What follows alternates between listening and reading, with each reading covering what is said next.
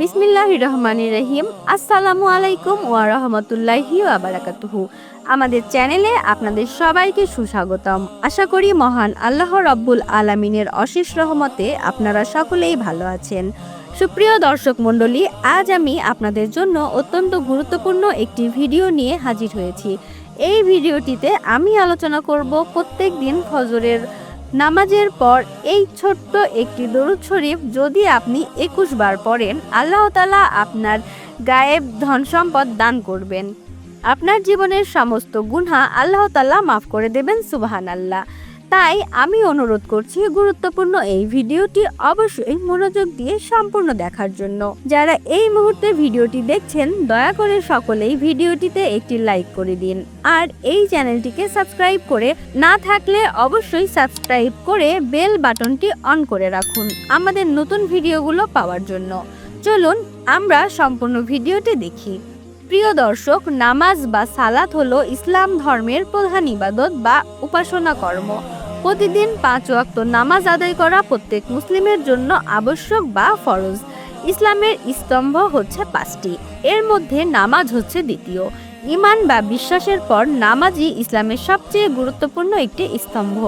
প্রত্যেক ওয়াক্ত নামাজ আল্লাহ তাআলা বিশেষ কিছু ফজিলত দিয়েছেন। এর মধ্যে অন্যতম হচ্ছে ফজরের সালাত। নামাজের মধ্যে যেমন ফজরের রয়েছে বিশেষ গুরুত্ব, তেমনি সময়ের মধ্যে ফজরের সময়ে রয়েছে বিশেষ গুরুত্ব। পবিত্র কোরআনুল কারিমে মহান আল্লাহ ফজর নামের একটি সূরাও নাজিল করেছেন। এই সূরার শুরুতেই মহান আল্লাহ তাআলা বলেন, শপথ ফরজ। সূরা ফরজ আয়াত ১। হাদিস শরীফেও ফজরের নামাজের বিশেষ তাগিদ দেওয়া হয়েছে। জুনুন ইবনে আব্দুল্লাহ রাদিয়াল্লাহু তাআলা আনহা থেকে বর্ণিত, নবীজি সাল্লাল্লাহু আলাইহি ওয়াসাল্লাম ইরশাদ করেছেন, যে ব্যক্তি ফজরের নামাজ পড়বে সে আল্লাহ তাআলার জিম্মায় থাকবে। সহিহ মুসলিম হাদিস নম্বর ৬৫৭। এছাড়াও আরেক হাদিসে বলা হয়েছে, ফজরের নামাজ আদায়কারীকে জান্নাতি মানুষ হিসেবে আখ্যায়িত করা হয়েছে। আবু মুসা আশরি রাদিয়াল্লাহু তাআলা আনহু থেকে বর্ণিত, আল্লাহর রাসূল সাল্লাল্লাহু আলাইহি ওয়াসাল্লাম ইরশাদ করেছেন, যে ব্যক্তি দুটি শীতল সময় নামাজ আদায় করবে সে জান্নাতে প্রবেশ করবে। অর্থাৎ ফজর এবং আসরের নামাজের কথা বলা হয়েছে। ফজরের নামাজ আদায় করলে বা ফজরের নামাজ যে ব্যক্তি পড়বে সে আল্লাহ তাআলার জিম্মায় থাকবে, এমনটি সহিহ মুসলিম শরীফের হাদিসেও পাওয়া যায় এবং সরাসরি জান্নাত প্রাপ্তির কথাও বলা হয়েছে। যে ব্যক্তি দুটি শীতল সময় নামাজ আদায় করবে সে সরাসরি জান্নাতে প্রবেশ করবে। এই দুই শীতল নামাজই হচ্ছে ফজর এবং আসরের সময়। এই ফজরের নামাজ পড়ার পরে আমরা যদি ছোট্ট দরুদ শরীফটি ২১ বার পাঠ করি, মহান আল্লাহ আমাদেরকে গায়েবী ধন সম্পদ দান করবেন। আপনার জীবনের সমস্ত গুনাহ আল্লাহ তাআলা মাফ করে দেবেন ইনশাআল্লাহ। মহান রব্বুল আলামিন আল্লাহ তাআলা সবার প্রিয় হাবিব রাসূল সাল্লাল্লাহু আলাইহি ওয়াসাল্লামের ওপর দরুদ পাঠ করতে বা পড়তে স্বয়ং আল্লাহ তাআলা নির্দেশ দেন। মহান আল্লাহ তাআলা বলেন, নিশ্চয় আমি আল্লাহ স্বয়ং এবং আমার ফেরেশতাগণ নবী করিম সাল্লাল্লাহু আলাইহি ওয়াসাল্লামের ওপর দরুদ পাঠপূর্বক সালাম প্রেরণ করিয়া থাকি। হে মুমিনগণ, তোমরাও তাহার ওপর দরুদ পাঠ করো এবং সালাম প্রেরণ করো। পবিত্র কোরআনুল কারিম ২২ পারা সূরা আযহাব রুকু ৭ আয়াত ৫৬ তে বলা হয়েছে।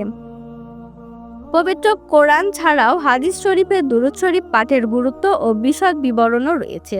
দুরূদ শরীফ পাঠে অশেষ সওয়াব, রহমত, বরকত পাওয়া যায়। আল্লাহর রাসূল সাল্লাল্লাহু আলাইহি ওয়াসাল্লামের প্রতি মহব্বত নিয়ে দুরূদ পাঠ করা উত্তম একটি ইবাদত। আল্লাহর রাসূল সাল্লাল্লাহু আলাইহি ওয়াসাল্লাম নিজেও দুরূদ পাঠ করার জন্য তার উম্মতদের বলেছেন। আল্লাহর রাসূল সাল্লাল্লাহু আলাইহি ওয়াসাল্লাম দুরূদ পাঠের ফজিলত ও মাহাত্ম্য উম্মতের জানিয়ে দিয়েছেন। নবীজি সাল্লাল্লাহু আলাইহি ওয়াসাল্লাম বলেন, যে ব্যক্তি আমার ওপর একবার দরুদ পড়ে আল্লাহ তার ওপর ১০ বার রহমত বর্ষণ করেন। সহিহ মুসলিম শরীফের সহিহ একটি হাদিস। প্রিয় নবী সাল্লাল্লাহু আলাইহি ওয়াসাল্লামের নাম শোনার পর দরুদ পাঠ করা ওয়াজিব। আল্লাহর রসুল সাল্লাল্লাহু আলাইহি ওয়াসাল্লাম নাম মোবারক উচ্চারণ অথবা শোনার পর সাল্লাল্লাহু আলাইহি ওয়াসাল্লাম এই দরুদ পড়া ওয়াজিব।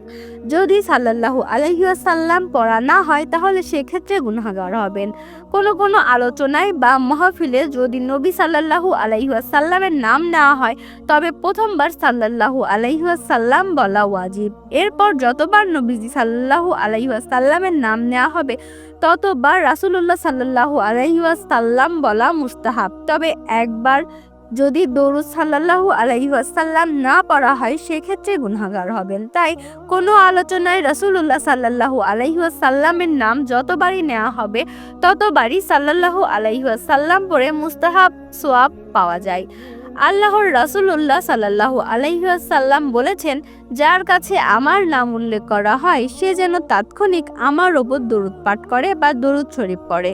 দরুদ শরীফ পাঠ করলে সহজে দোয়া কবুল হয়ে যায়। হযরত ওমর বিন খাত্তাব রাদিয়াল্লাহু তাআলা আনহু বলেন, নিশ্চয় বান্দার মোনাজাত বা দোয়া আসমান ও জমিনের মাঝখানে ঝুলন্ত অবস্থায় থাকে।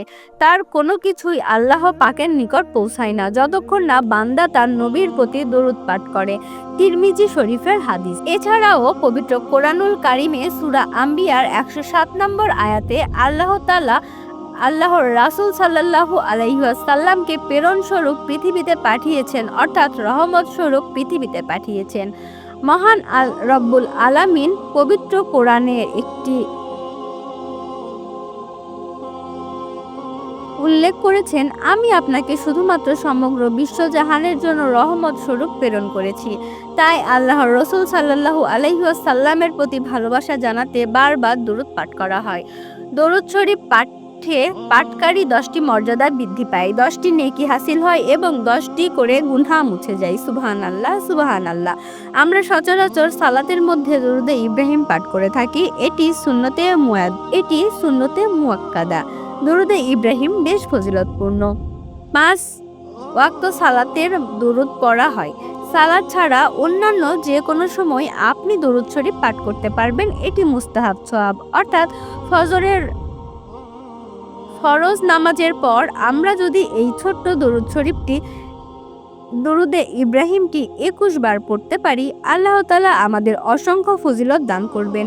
দরুদ শরীফটি আমরা স্ক্রিনে এই মুহূর্তে দেখাচ্ছি। আমি আশা করি সকলেই দরুদ শরীফটি জানেন। আমি একবার পড়েও দিচ্ছি। আল্লাহুম্মা সাল্লি আলা মুহাম্মাদ ওয়া আলা আলি মুহাম্মাদ কামা সাল্লাইতা আলা ইব্রাহিমা ওয়া আলা আলি ইব্রাহিম ইন্নাকা হামিদুম মাজিদ। আল্লাহুম্মা বারিক আলা মুহাম্মাদ ওয়া আলা আলি মুহাম্মাদ কামা বারাকতা আলা ইব্রাহিম ওয়া আলা আলি ইব্রাহিম ইন্নাকা হামিদুম মাজিদ। এই দরুদ শরীফটি আপনারা অবশ্যই ফজরের ফরজ নামাজের পর 21 বার পড়বেন। এই দরুদ শরীফটি অনেকেই হয়তো জানেন না। এই দরুদ শরীফটির অর্থ হচ্ছে, হে আল্লাহ, তুমি মুহাম্মদ সাল্লাল্লাহু আলাইহি ওয়াসাল্লাম এবং তার বংশধরের ওপর এইরূপ রহমত নাজিল করো যেমনটি করেছিলে ইব্রাহিম ও তার বংশধরদের ওপর। নিশ্চয়ই তুমি প্রশংসনীয় ও সম্মানিত। হে আল্লাহ, তুমি মুহাম্মদ সাল্লাল্লাহু আলাইহি ওয়াসাল্লাম ও তার বংশধরদের ওপর রহমত নাজিল করো যেমন রহমত নাজিল করেছিলে ইব্রাহিম ও তার বংশধরদের ওপর। নিশ্চয়ই তুমি প্রশংসনীয় ও সম্মানিত। প্রিয় দর্শক, আল্লাহর রাসূল সাল্লাল্লাহু আলাইহি ওয়াসাল্লাম আমাদের ভালোবাসেন। আমাদের গুনাহ মাপের জন্য সব সময় মহান আল্লাহ তাআলার কাছে দোয়া করেন। কাজেই রাসূলুল্লাহ সাল্লাল্লাহু আলাইহি ওয়াসাল্লামের প্রতি মহব্বত থেকে আমাদের আরো বেশি বেশি দরুদ পাঠ করা অত্যন্ত জরুরি। আমরা যখন মহান আল্লাহ তাআলার কাছে গুনাহ থেকে বাঁচার জন্য দোয়া করব এবং আমাদের গুনাহ মাফের জন্য দোয়া চাইব তখন দরুদ শরীফ অবশ্যই পাঠ করব, কারণ মহান আল্লাহর দরবারে জাহান্নাম থেকে মুক্তি ও জান্নাত লাভের জন্য মোনাজাত করে দোয়া করলে তার দরুদ শরীফ পাঠের ওসিলায় আল্লাহ তাআলা রাসূল সাল্লাল্লাহু আলাইহি ওয়াসাল্লামের প্রতি রহমত ও সালাম পেশে দারুণভাবে সেই দোয়া কবুল হয়ে যায়। প্রিয় দর্শক, আমি অনুরোধ করব আমার দিনী ভাই ও বোনেরা ফজরের ফরজ নামাজের পর এই দরুদ শরীফটি 21 বার পড়বেন। তারপর অভাব অনটন থেকে বাঁচার জন্য ছোট্ট এই দোয়াটি অন্তত একবার হলেও পড়বেন। ইনশাআল্লাহ আল্লাহ তাআলা আপনার সমস্ত প্রকার অভাব অনটন দূর করে দেবেন। আপনার জীবনের সমস্ত গুনাহ আল্লাহ তাআলা মাফ করে দেবেন। এমনই একটি দোয়ার কথা বলা হয়েছে। হযরত আব্দুল্লাহ ইবনে মাসউদ রাদিয়াল্লাহু তাআলা আনহা থেকে বর্ণিত, প্রিয় নবী সাল্লাল্লাহু আলাইহি ওয়াসাল্লাম এমন একটি দোয়া পড়তে বলেছেন, সেই দোয়াটি সামর্থ্য বা সচ্ছলতা চাওয়া হয়েছে। আর সেই দোয়াটি হচ্ছে আল্লাহুম্মা ইন্নী আসআলুকাল হুদা তুকা আফাফা ওয়াল গিনা। আমি আবার বলছি, আল্লাহুম্মা ইন্নী আসআলুকাল হুদা। এই ছোট্ট দোয়াটি সহিহ মুসলিম শরীফে 2721 নম্বর হাদিসে বলা হয়েছে। এই দোয়াটি বলা হয়েছে, হে আল্লাহ, আমি আপনার কাছে হেদায়েত কামনা করি এবং আপনার ভয় তথা তাকওয়া কামনা করি এবং আপনার কাছে সতীত্ব তথা নৈতিক পবিত্রতা কামনা করি এবং সম্পদ তথা সামর্থ্য বা সচ্ছলতা কামনা করি। এই দোয়াটি অবশ্যই বেশি বেশি পড়বেন। ফজরের ফরজ নামাজের পরে 21 বার দরুদ শরীফ পড়ার পরে এই দোয়াটি পড়ে আবারও 21 বার দরুদ শরীফ পড়বেন। প্রিয় দর্শক, আমি ইনশাআল্লাহ অনুরোধ করব, যারা আমলটি করবেন তারা সকলে এই ভিডিওটিতে একটি করে কমেন্ট করুন আমিন লিখে এবং আপনার নিকট আত্মীয়দেরকে আমলটি করার জন্য বলুন। বন্ধুরা, আজ আমি আপনাদের কাছ থেকে বিদায় নিচ্ছি। আপনাদের ভিডিওটি ভালো লাগলে অবশ্যই লাইক, কমেন্ট, শেয়ার এবং সাবস্ক্রাইব করবেন। আপনাদের যদি কোনো প্রশ্ন থাকে আমাদেরকে কমেন্ট করে জানাবেন। আমি চেষ্টা করব আপনাদের সকল প্রশ্নের সঠিক উত্তর দেওয়ার জন্য। দেখা হবে পরবর্তী ভিডিওতে। আল্লাহ হাফেজ।